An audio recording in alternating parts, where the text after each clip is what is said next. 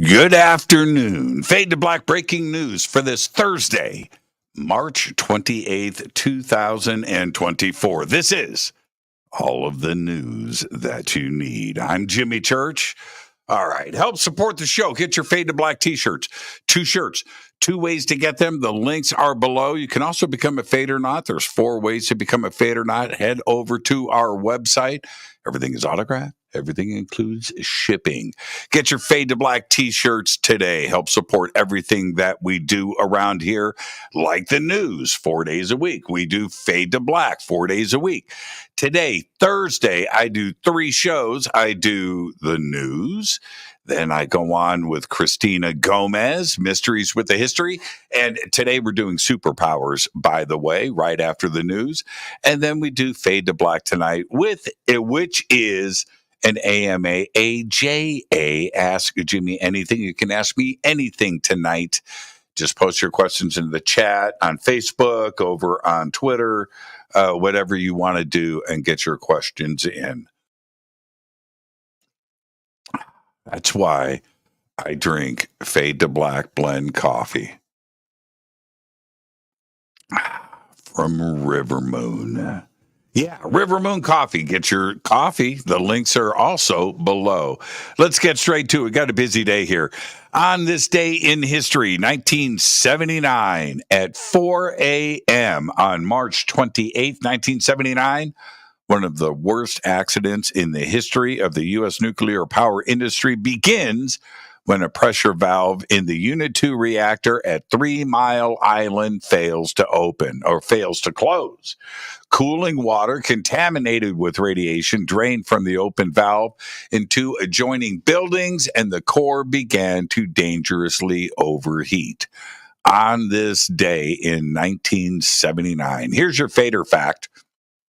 I didn't know this. The onions that you eat, right?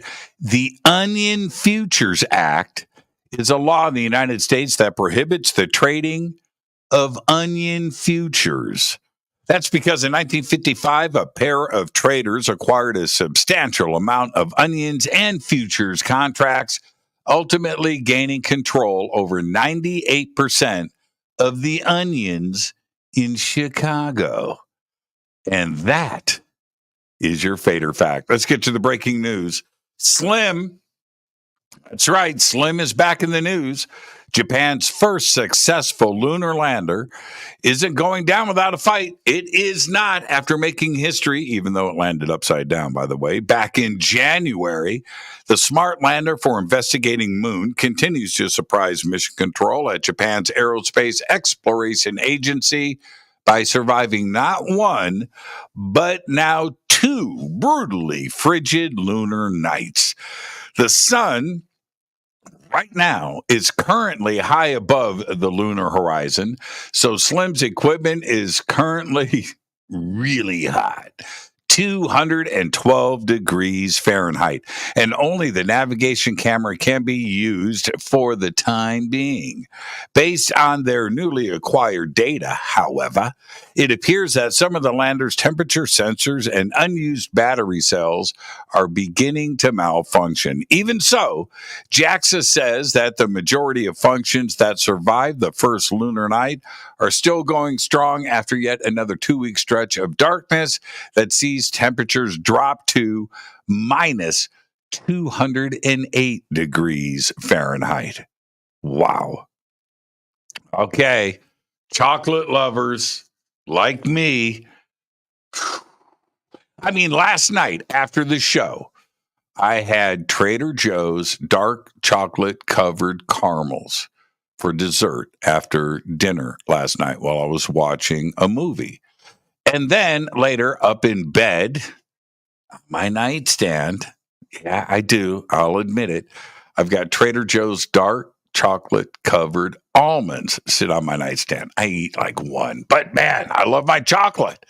Well, we could all start to see the effect of surging cocoa prices as the world faces the worst supply deficit in decades, with farmers in West Africa struggling against bad weather, disease, and failing trees.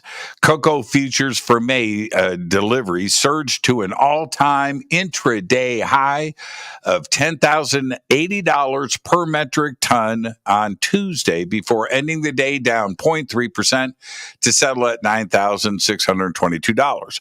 Cocoa more than tripled in cost over the past year and is up 129% just in 2024.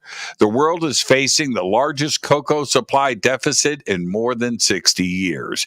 The International Cocoa Organization has forecast a supply deficit of 374,000 tons for the 23-24 season, a 405% increase from a deficit of 74,000 tons in the previous season. Get ready, man. Oh, this is the apocalypse. Archaeologists have unearthed a remarkable Roman villa complex on a housing development site in Grove. It's a small English village. The complex was decorated with painted plaster, mosaics, and there was a collection of tiny, tightly coiled lead scrolls suggesting some sort of ritual or pilgrimage might have taken place there. Francesca Giarelli, project officer for the Red River Archaeology Group, said the villa likely had multiple levels. The structure stretches across 10,800 square feet on just the ground floor, and it was probably visible for miles. This is an incredible find. You should see the pictures. Absolutely insane. Well, cops had to shut down a Versace sample sale in Chelsea, New York City yesterday after more than 1,000 shoppers showed up, with fights breaking out before they could even get their hands on the discounted designer labels. Videos shared on social media captured the chaotic scene unfolding just after 9 a.m. at 125 West 18th Street as thousands of shoppers crowded the sidewalks, some having waited in line for hours, only for a fight to cause the sale to be shut down by police just before noon. A sign was then placed in front of the store's entrance that said it was closed. An invasive plant, already a threat to ecosystems, and add an insult to injury because it's called stink net, which smells as pleasant as it sounds, by the way, has forced the temporary closure of a picnic area at Arizona's Casa Grande Ruins National Monument. The plant, also known as the globe chamomile, smells like turpentine when it is crushed, and it can cause respiratory or allergic reactions, according to the University of Arizona. The plant's presence by the picnic area in Casa Grande Ruins National Monument means part of the monument will be closed until a solution is found. All of this was announced yesterday. Well, you remember Sam Bankman-Fried, right? Well, he was sentenced today to 25 years in prison for his role in defrauding users of the collapsed cryptocurrency exchange FTX. FTX was once valued at more than $30 billion, with his net worth estimated at more than $20 billion. Now, it appears because it was a nonviolent crime that with good behavior, he could be out in 12 and a half years. He was also, they took all of his assets and he had to pay about $12 billion in restitution, trying to pay back people's stolen money. All right. North Korea's government is now accusing people with pet dogs of committing, quote, non-socialist behavior. That's right, dog owners.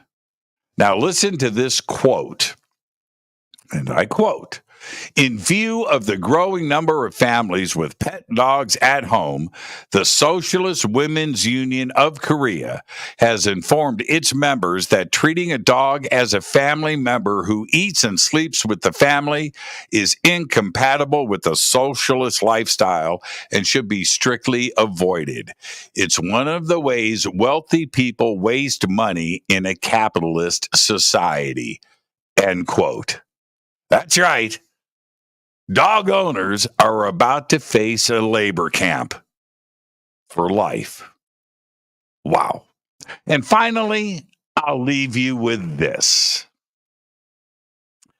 Climate change is affecting the speed of the Earth's rotation and could impact how we keep time. That's right. The news broke about this week. Now, we have the accelerating melt from Greenland and in Antarctica, and it's adding extra water to the world's seas, and it's redistributing mass.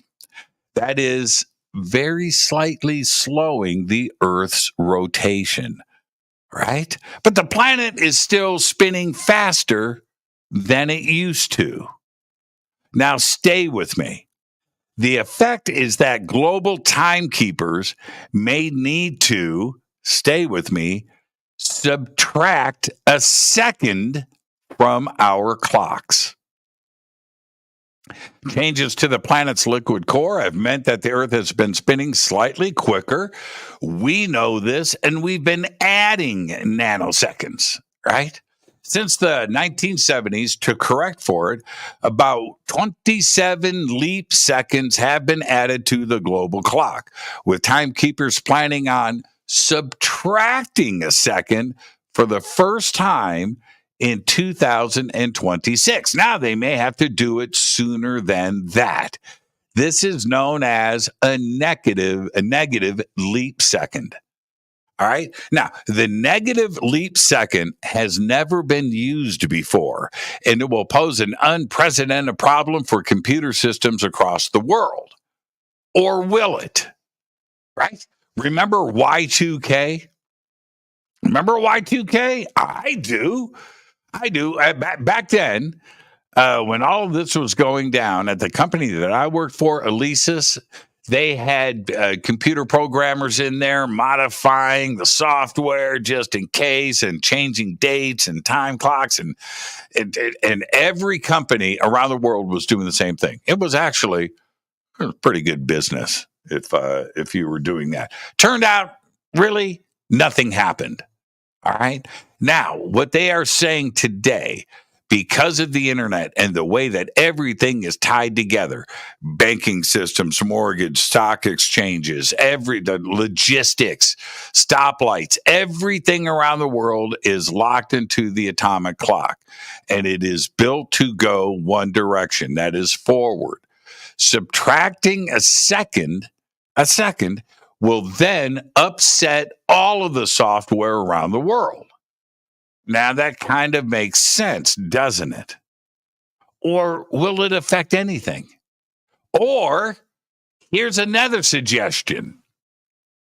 Don't do anything. We're talking about leap seconds here.